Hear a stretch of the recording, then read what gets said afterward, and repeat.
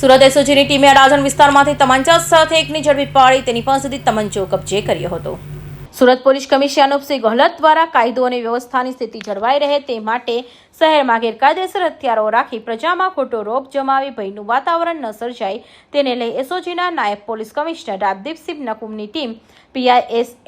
સોનારાના માર્ગદર્શન હેઠળ PSI MD હળિયા સાથે પેટ્રોલિંગમાં હતી ત્યારે અડાજણ વિસ્તારમાંથી અંકિત ઉર્ફે અંકુ ઈશ્વર વળવીની ઝડપી પાડી તેની પાસેથી દેશી હાથ બનાવટનો તમંચો કબજો કરી તેની વિરુદ્ધ કાયદેસરની કાર્યવાહી હાથ ધરી હતી। એસઓજીએ આજે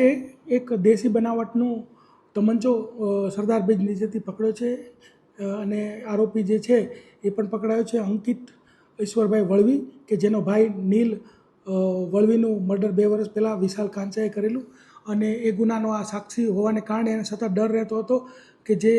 એના ભાઈના મર્ડરનો આરોપી એને મારી ન નાખે એના માટે હંમેશા દેશી તમંચો સાથે રાખતો હતો। એસઓજીએ આજે એને ઝડપી પાડ્યો છે। આ જે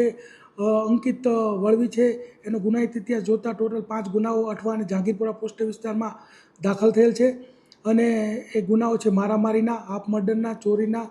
વગેરે ગુનાઓ છે અને આગળની તપાસ એસઓજી ચલાવી રહી છે। અને આ